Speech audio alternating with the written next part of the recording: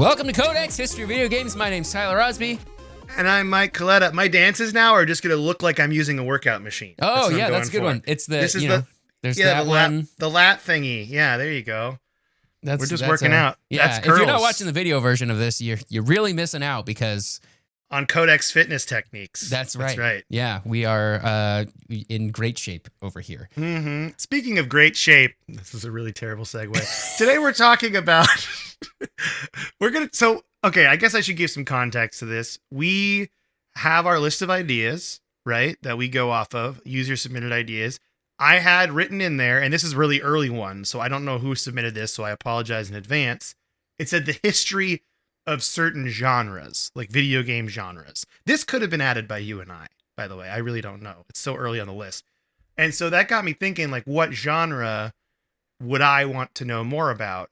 That's also kind of in the culture today. And the thing that came to mind was Battle Royale as a genre. Yeah. So that's what we're talking about. So the question that we are asking us is, where did the Battle Royale video game genre come from?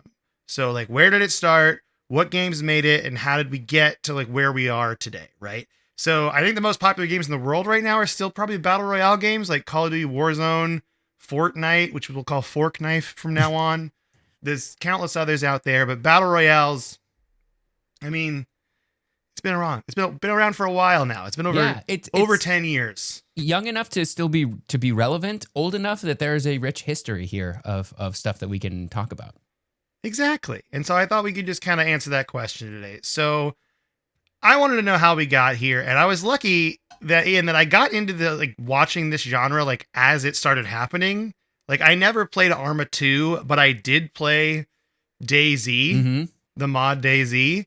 Or not the mod, the standalone game DayZ. So I never played Arma 2, but the standalone game DayZ I played. And I also played the original PUBG when it launched on Xbox 360. And so I have some personal experience with this. And then also, Tyler, PUBG was you on and 360? It was, or three, oh, no, Xbox One. Oh, I was like, Xbox dang, it's older than I thought. I don't know why I said 360. That was me freestyling and I'm wrong. It's definitely Xbox One. Also, Tyler, you and I, do you remember we played PUBG Mobile together? We did briefly. The day it came out and we won. And the question is, are we gamer gods, or is it like we both suspected that we played against bots? Who knows? Who knows say? How it went down? Who can say? Whomst among us can say? Yeah. So I think it has been verified at this point. That you play with bots, especially mobile games where they give you a few freebies because people come back if they won the first game. They don't come back if they lost the first game. Yeah, that's right. They think you're good. That's a funny psychological way to do it. Yep. So depending on what your definition of Battle Royale is, we actually have multiple options as far as the title of first Battle Royale game goes. And I'm going to go through each one here, not necessarily in order, but what's really weird, this is the weirdest part to me. My main source this week is an article from the New Yorker, of all places. Did you know the New Yorker wrote about video games? I had no idea. No, I did not. Yeah. So there's a New Yorker article that was called How Battle Royale Took Over Video Games. It was published on January 17th, 2023, and written by Simon Parkin. And this is mostly a history episode. So everyone grab your favorite cozy drink of choice, because Grandpa Video Games, that's me. I'm calling myself Grandpa Video Games from now on. It has a story to tell you. So also, Tyler, I guess I should start with this. Have you heard of the book or maybe the movie of the same name titled Battle Royale? Tyler? I have indeed. I have read some of the book and watched the movie several times in high school. In high school? Okay. I never watched the movie. I never read the book, but that's where this all starts. And that's where the title Battle Royale comes from. So there was a book written in Japan in 1999. That's right. 1999. Pretty far back. Dang. The origin is pretty interesting. I'm going to read through the opening of the New Yorker article because that kind of sums it up best. And I just figure it's easier to go off of exactly what they say. So, quote, in the mid-1990s, Kushun Takami, gosh, I hope I'm saying that right, was dozing on his futon on the island of Shikoku, Japan, when he was visited by an apparition, a maniacal school teacher addressing a group of students. All right, class, listen up, Takami heard the teacher say. Today, I'm going to have you all kill each other. And that was it. Takami was thinking about this on his couch one day, this idea popped in his head of like a teacher that makes all his students fight each other to death. Dang. And he was also a big fan of professional wrestling. So he loved the idea of like last man standing matches. And there's a battle royale in wrestling, right? That's like a term. So this is going to be the first place I get away from the New Yorker article. We're going to kind of come back to it. We're going to go back and forth between. Mostly because because through research and discussion, I actually see professional wrestling seen as maybe one of the first influences on battle royales as a genre. Mm-hmm. But as far as like game mechanics go, I don't think professional wrestling is what we're looking for, right? There's a case to be made for professional wrestling. Like you like start with 0 items. There's like 1 life. Really, it's like until you get like thrown out of the ring. But there is no like arena shrinking. Like there's not necessarily a guaranteed items and power up thing. Like it's not. The only thing is last man standing. That's kind of all they got going on, right? With pro wrestling. So, I mean, I guess you got like chairs, right? You got chairs and like bats and stuff. There's that famous gif of John Cena opening up a Christmas gift and there was a chair inside. He looks all happy. It's so good. But I like essentially, I guess I'm going to say I wanted to give a nod to pro wrestling. I wanted to say like, hey, pro wrestling definitely has an influence on battle royale as a genre. I don't think it really has an influence overall or enough to really be like, it started with wrestling. Like that's not what we're saying here. And any pro wrestling fans that want to make this argument, you can email us at codexhistorypodcast@gmail.com and I will gladly read your opinions. All right. Okay. So I just wanted to take a little aside from the article to mention, yes, pro wrestling has last man standing matches, which you could argue is kind of like the very, very, very basics of the battle royale genre. Okay. So those are an inspiration, but Takami went on to write the book, which caused some controversy because in 1997, Takami entered the book in a Japanese writing prize and they passed on the manuscript because there was a recent murder of junior high students at the time. And it's pretty gritty and gross. I don't want to get into the details. This is like a family show. It's pretty bad, but essentially the book was controversial from the start. But you know what book controversy means, Tyler? Movies. You know what that means? Movies, readers, popularity. And that's right. When the book came out in 1999, it was super popular. So popular, they made a movie in 2000, 1 year later, called Battle Royale in Japan. That was later brought over to the United States. And it was a cult classic here as well. And it's the movie that Tyler watched many times in high school. Yeah, the dubbed version of the Japanese movie. And I was going to ask you, I actually asked you off air, does this count as a video game movie, do you think? Could we watch it for the podcast? I mean, we can do whatever we want. It's our show. We can watch whatever we want for the podcast. That's true. I don't think it counts. It counts as a video game movie as much as like Batman Begins counts as a video game movie because there was a video game made afterwards, you know? Because there was Batman video games, yeah. Yeah. Like, I don't know. If the video game came from the movie, I have a hard time saying the movie is a video game movie. It's not an adaptation of a video game, right? That's true. Okay. So, again, if you want to argue that, send us an email. Yeah, and also there's no Battle Royale movie or game that is this game. Like a tie-in with this. Like it's just inspired a genre, and then the genre is, we all kill each other, last man standing. Exactly. Okay, so Battle Royale as a piece of media was a huge hit, both the book and the movie. However, it takes a bit for this to make its way into video games. So now we're going to jump forward in time to 2013. Okay, so we're jumping over 10 years.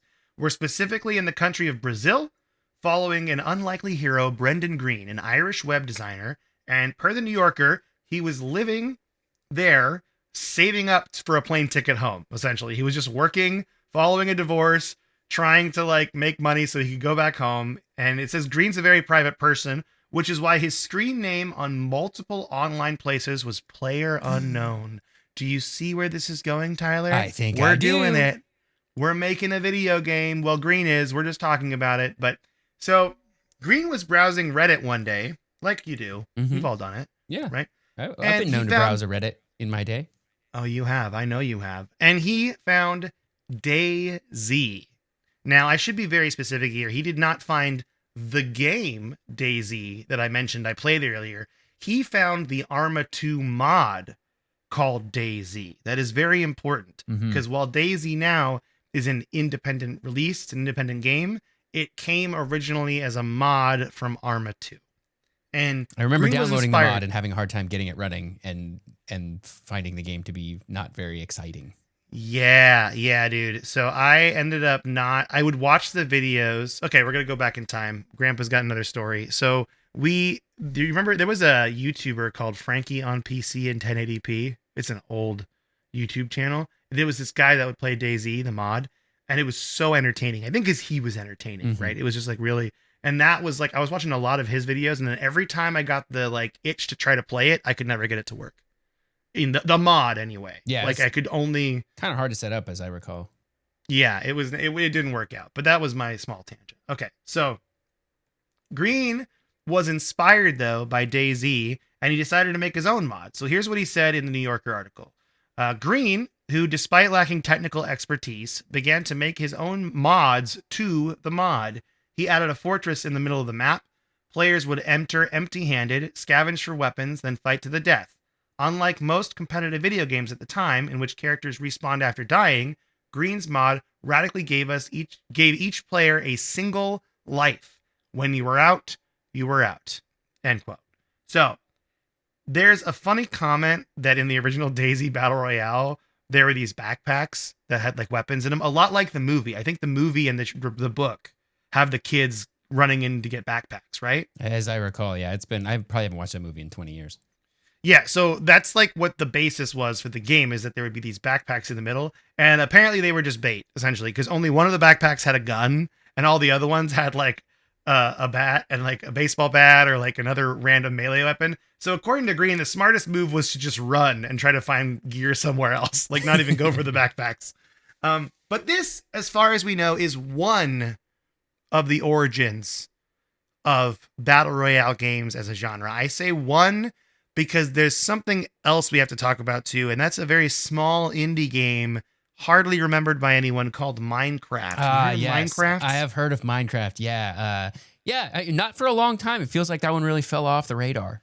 Fell off the radar. Who plays it anymore? Who remembers Minecraft? None remembers? None of us. About do. As many people remember Pokemon, probably. Another long forgotten franchise. Old franchises from small indie game companies. Okay.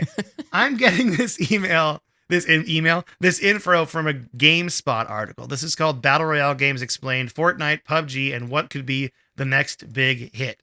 So Minecraft got on the Battle Royale action after a little movie called The Hunger Games came out. Do you remember The Hunger Games, Tyler? Yeah, and I remember Katniss Everdeen. I remember when the books were popular, and I remember being like, it's just a ripoff of Battle Royale. Child murder. It's got the same stuff. Yep. It's just now in a dystopian society with districts, right?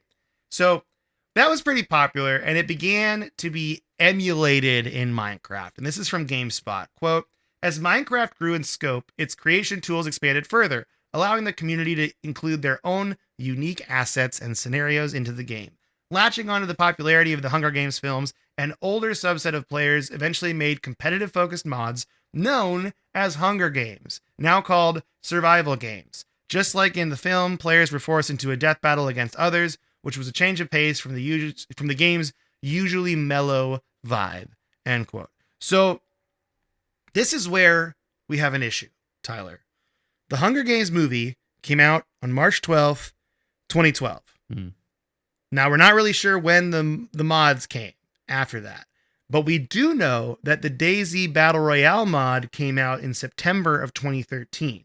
So Minecraft's Hunger Games mode may have been first. Maybe, but we're not really sure. But here's the real kicker, though, Tyler. What if I told you there was another game, okay, that was first? Maybe even before the Battle Royale book in 1999. What if could it be the year 1993? Oh, okay. Taking it way back. Yeah, and this is the game Super Bomberman for SNES in 1993. Did you play Super Bomberman? I owned Super Bomberman. Maybe it was Super Bomberman 2. I can't remember. But did you play Battle Mode? Oh, yeah. So Battle Mode was in previous releases of Bomberman, but this one is special because this is the first one that shows the stage getting smaller. which I think is one of the key staple definitions of a battle royale. The stage has to shrink, right? So I don't think this is conventionally a battle royale, but I would feel remorse if I didn't mention it. And I was going through Reddit and I was looking up like what people thought of battle royales like I normally do. And someone mentioned this game and I didn't get your name. I'm so sorry. But I mean, I guess I should have shouted you out or something, but it's got it. It's got like 4 players walk into an arena. There's items you can pick up to plant your bombs and do different things. Mm-hmm. And then if you take too much time, the stage starts getting smaller. And if you hit the edges, it insta-kills you. Oh. That sounds like a battle royale to me. Does.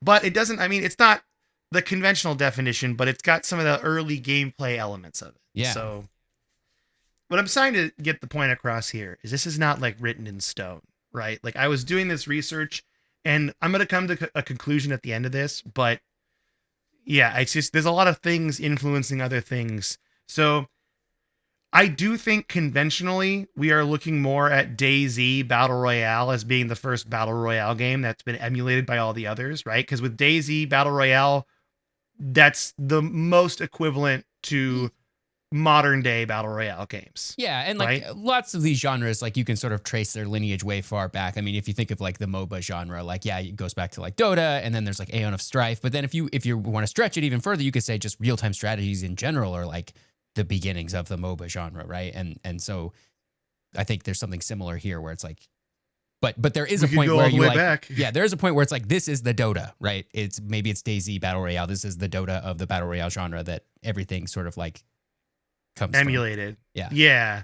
So, and I guess I didn't put this in my notes, so we're just going to kind of freestyle for a bit here. In my mind, a battle royale by definition is a certain number of players drop in somehow, whether that's parachuting or whatever. You get 1 life and then it's over.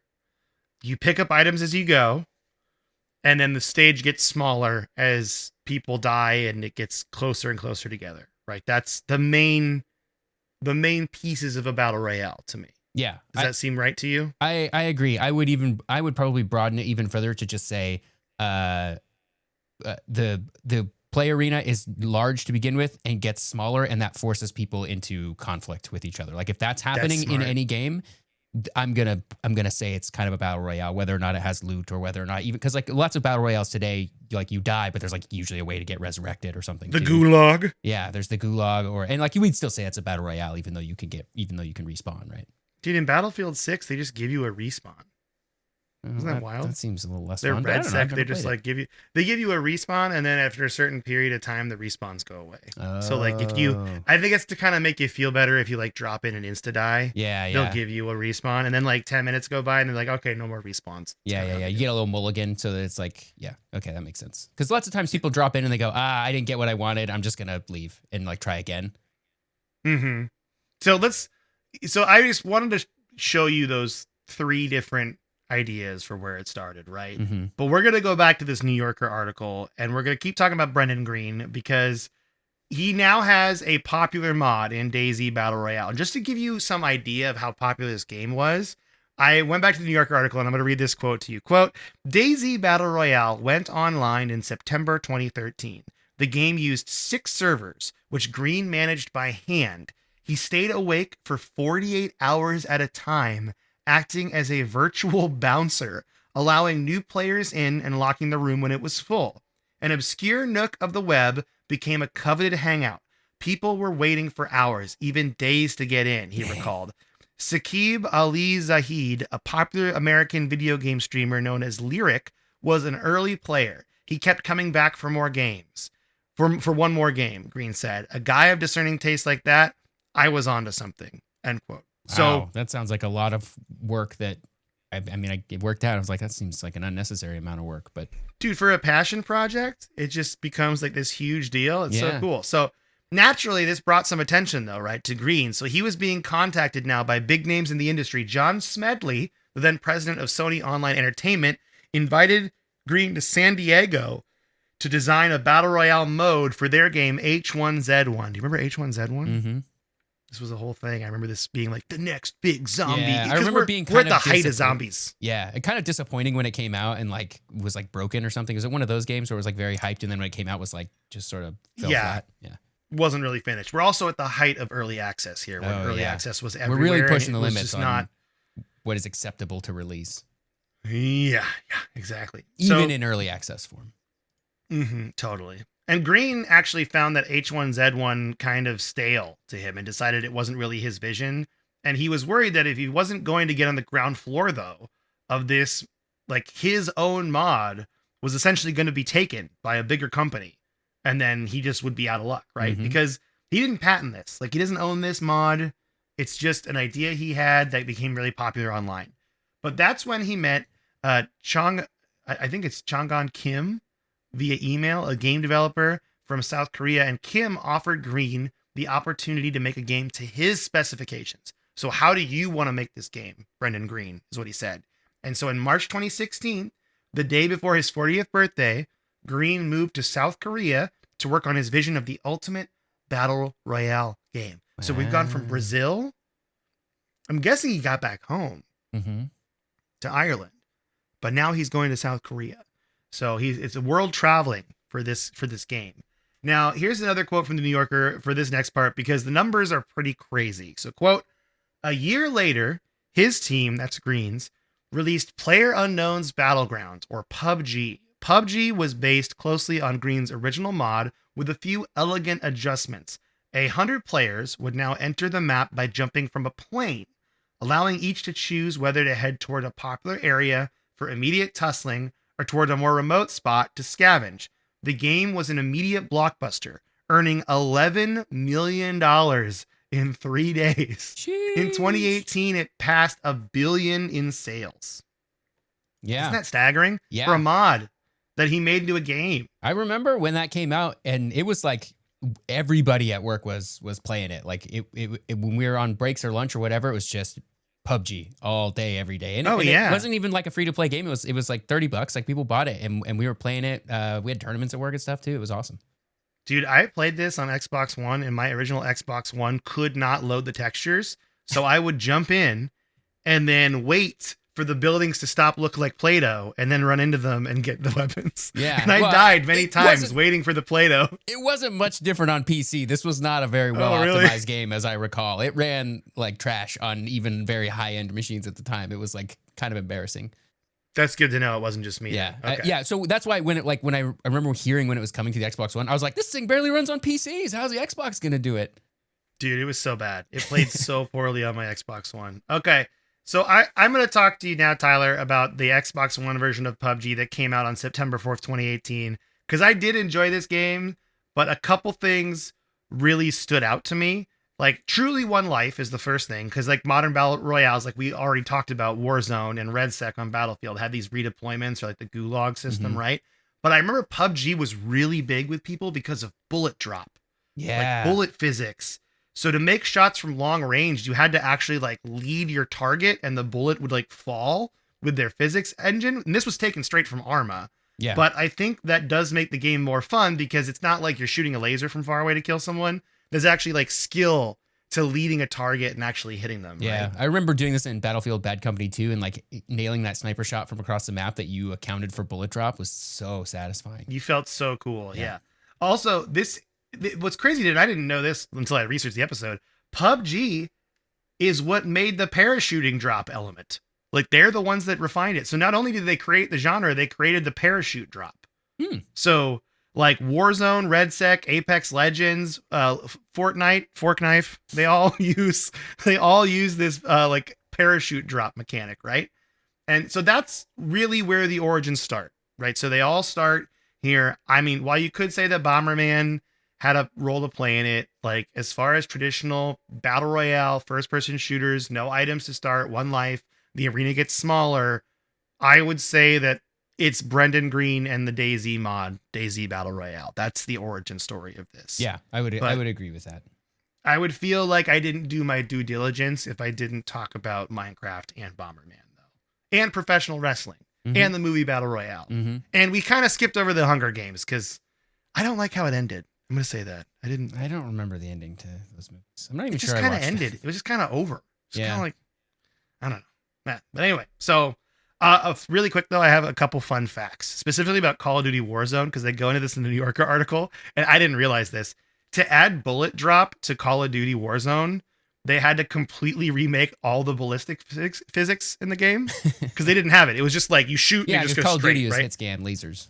Yeah, just like boom, boom, boom. That's it. So they had to add that, and then while they were adding that, they learned that the game was running so fast that your characters actually ran at 55 miles per hour in game. Because that's just how Call of Duty is. Like, it's just so fast that you're running at 55 miles per hour, but that's just how the game is, so who cares? Yeah.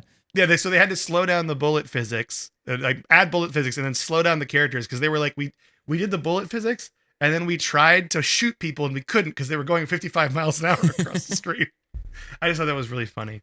So we didn't really talk about like Fortnite or anything. I do remember, I want to say you and I were talking, and this is, when did Fortnite come out? Fortnite Save the World came out in like 2016, I think. Yes, right. Because you and I talked about Fortnite as a single player game. Yeah, well, it was Before like any of this a PvE co-op game where you like were setting, like hordes of zombies were coming and you would set up traps for them and stuff, and then you sort of like leveled up and got better gear as it went. Which I think you can still do that. I think you can still play that. Mm-hmm. And that mode was pretty fun. I remember it getting kind of grindy. You had to buy the game. And I remember they announced it at like a Macworld or something. It was like advertised as a Macintosh game, which was pretty funny. It was during one of those periods where Apple was like, no, really, you can't play games on a Mac. Dude, I just thought it was so funny to me because I was like sitting there like, I remember when Tyler and I were talking about the single player mode of Fortnite. And now they like did the biggest, probably one of the best pivots in video games of all time. Honestly. I think there's a strong argument to be made that this is the best, like the most successful, like just hard pivot, because I remember they put out the Battle Royale mode and they made it free and it was bad. It was like really buggy and like just not great. And I played it and I was like, oh, I like this because I kind of like the art style of Fortnite back when it was like kind of new and novel and not every game ripping it off now.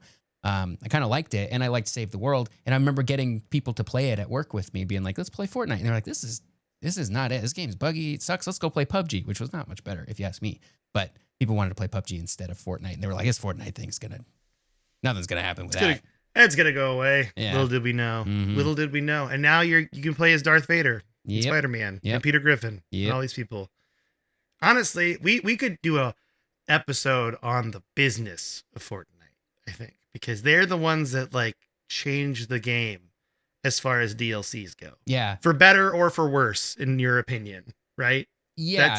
They nailed the pivot once they realized they had something that people liked, and people didn't really like Save the World. Like if they didn't make this pivot, Save the World was just going to die. And it would have been a game that we all forgot about. But they made the pivot. And then on top of that, they capitalized so hard by changing the bits. Like you were just saying, they changed the business of games and like what was okay. And like, I don't want to say they invented the Battle Pass, but I think they popularized the Battle Pass. I remember when the Battle Pass came out being like, this is kind of cool. And cosmetics. I mean, just like the fact that it's like, yeah, people will pay $10 or whatever amount of money so they can play as one of their favorite characters from a different IP in this video game. Yeah. Like, that's what they learned. And people pay for it. Yeah. And then they were like, still pay for it. Yeah. Because there are lots of games will be like, no, we don't want stuff from other IP in our game. Like we have our own IP. We don't want to like sort of like taint is not the right word, but it's maybe depending on who you're asking. Like we don't want to taint that with somebody else's IP. Fortnite was like, there's no IP here. We don't care. Peter Griffin, get in here. Darth Vader, get in here. Like they just didn't care. Sabrina Carpenter. Yeah. And then they started doing like concerts and stuff in the game. And like they started making it, it's a platform unto itself now, which is an interesting case study and something that is would be fun to look back on someday. I think we're still in the middle of like seeing how Fortnite is changing everything. But yeah, most successful pivot, I think, and then also went on to completely change the industry. Totally did. So I didn't want to go too much into it. I just remember thinking to myself, man, Tyler and I used to talk about single player Fortnite and look where we are now. Yeah. So maybe one day we'll get more into those other ones. I played a lot of Apex Legends. Like I played a lot of Apex Legends. Yeah. That was the one that I played the most of. Did you play a Battle Royale the most of, you think? I've spent a little bit of time with Apex Legends. I probably have spent the most time with Fortnite, but I fell off of that after I think I failed to complete a battle pass. Like I don't know, it just ran its course with me. I was like, okay, this isn't. I'm not loving this anymore. But there haven't really been any other battle royales that I really got into. No, I mean I've definitely played. Like I try a lot of different ones, but the mode itself doesn't really speak to me. They don't stick to me anymore. Like I tried to play the Red Sec one, which is the Battlefield 6 one recently, and I do it just to get the bounties done on my battle pass. Yeah. But they kind of fixed it because now you're not required to play Battle Royale mode if you don't want to, which is kind of nice because they were requiring that on the first battle pass. I'm like, this is silly, guys. It's Battlefield. What are we doing here? Yeah. But I play a lot of Apex Legends. I played some PUBG. I like PUBG a lot. But it kind of all, like you said, it all just kind of falls off and you play other stuff, which is the nature of being a video game person. Yep. So I did play for a little while. The one that I was a little bit interested in was the Final Fantasy VII, the first soldier one. And Delilah is also very interested in Final Fantasy VII, the first soldier. Oh, here we go. Here we go, buddy. Are you going to be in the video? Do you want to jump in? Say hi to everybody. Hi, Delilah. She's saying hi. Okay, this is good. This works out great. But yeah, on mobile, there was a Final Fantasy VII Battle Royale called The First Soldier that I enjoyed for a little while, and then they shut it down because everything gets shut down. Everything gets shut down. What can you say? Mm-hmm. She's being a terrible producer right now. Yeah. But this is what the people like, so that's what we're doing. Yep. Okay, so with that, though, that's pretty much the origins of Battle Royale. That's what I wanted to talk about today. So what you been playing? Well, Tyler? I finally finished Pokemon Alpha Sapphire. So I beat You are a champion. I am the Pokemon League champion. I rolled credits. There is some more story stuff to do afterwards. It's like new to the 3DS remakes of those games, the Delta episode they're calling it. So I'm kind of doing that. I think I'm like halfway through that. I think it's only a couple hours long. It's not a lot, but you're gonna save the world from a meteorite. You and Rayquaza save the world from a meteor hitting. So that's kind of cool in the process of that. But other than that, I haven't really been playing anything. That's kind of been my main game to be playing. What about you? What you been playing? Well, I feel like I have to tell everyone it happened 2 weeks ago, right after we did our last episode, and I have achieved perfection on Stardew Valley. Wow. I am perfect in So the eyes impressive. of Stardew Valley. I am perfect. Okay. Now, I did start a JoJo run to get the achievement. I'm going against my morals. I don't know what that means. So in Stardew Valley, because you've never played, right? Mm-hmm. There's two options for progression. You can either rebuild the community center, which is like the nicer neighborhood way of doing things, or you can pay money and go like the corporate route through JoJo Mart, which is like their version of like a big box store, right? So I've always done the community center every time. I've only done the community center, and this time for the achievement, I'm going through JoJo Mart, which I am not a fan of. And I feel like I need to delete this game once I get the achievement. That's it. That's Just in how I shame. feel. You're like, I got the achievement, and now I can never play this game again. I feel Delilah agrees. I'm full of shame. I'm Yeah. full of shame right now. So I'm playing that. I'm also playing more Lord of the Rings Shadow of Mordor. I'm really digging that game. I'm just kind of taking a break from it because it requires me to like focus. Mm-hmm. Whereas Stardew Valley, I could just kind of play it while something else is going on in the background, which I've been really digging. Yeah. That's like one of the best parts about that. Those cozy games is you can just play them while a show's running. Yeah. Or I can watch like a League of Legends game or something. I really want to try Pokemon Pokopia. Have you seen that? I do too. Yep. I've seen it. It's getting so many good reviews. Like I wasn't when I heard about it, I was like, okay, sure. That'll be fun, I guess, for the people who are into it. But the amount of like 10 out of 10s it's getting, I'm like, ooh, maybe there's something more here. Maybe I'll be interested in this game.